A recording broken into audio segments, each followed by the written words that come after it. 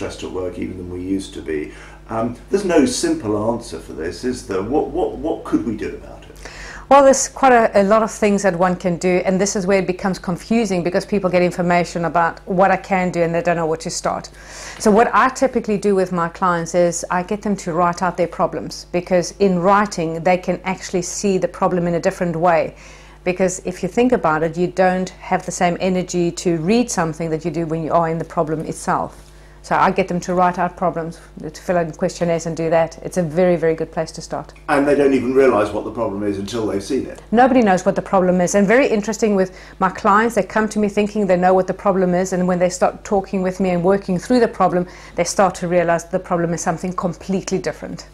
And so what patterns are you seeing then? What's changed in the way we live today? Well, the biggest thing that I'm seeing today, and more at a higher level, but even at the lower level, is that people have a perception of how they think they want to be perceived by the world. So they wear a mask going out to work.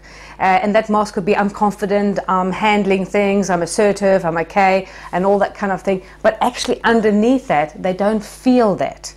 Now, the problem is that the bigger the gap between what they're showing the world and how they feel about themselves is the depth of the stress. The bigger the gap, the bigger the stress. But that's always been the case, hasn't it? What can anybody do about it? Well, first of all, it's acknowledging. And what I have seen time and time again, and I see it more today than I saw it 5 and 10 years ago, is that people don't have a conscious awareness that they're doing this. So it's an unconscious thing. They're not sort of going in the morning and saying, I feel this way, so therefore I'm going to put my mask on so that the world doesn't see it. And therefore they don't quite know where the problem is and how to fix it.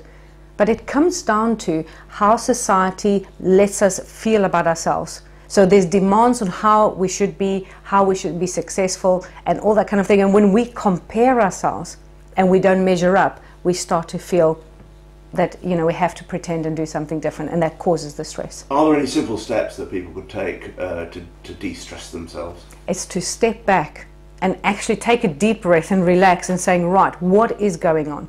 Get real, get consciously aware of what's going on. People live such a reactive life because they're living in this bubble.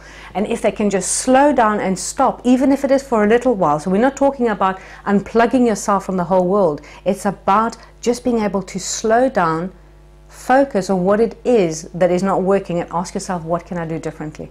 Right. Conscious awareness. Right. And do you think that people actually do that themselves, or do you always need somebody to come in and interpret, if you like, things for you? Most people can't always see their own problem, can they? And most people don't know. Most people don't know how to do it. Most people, you know, it may be something that is common sense for you and me, but I can tell you now from everything that I've been teaching and that what I've seen is that our common sense isn't that common, and most people don't know. So sometimes something as simple as step back, think about what you want, write it out, which you kind of think this is so easy. Most people won't know how to do, and won't even know to do it, never mind how to do it. So I start at basics, very, very simple things. Thank you.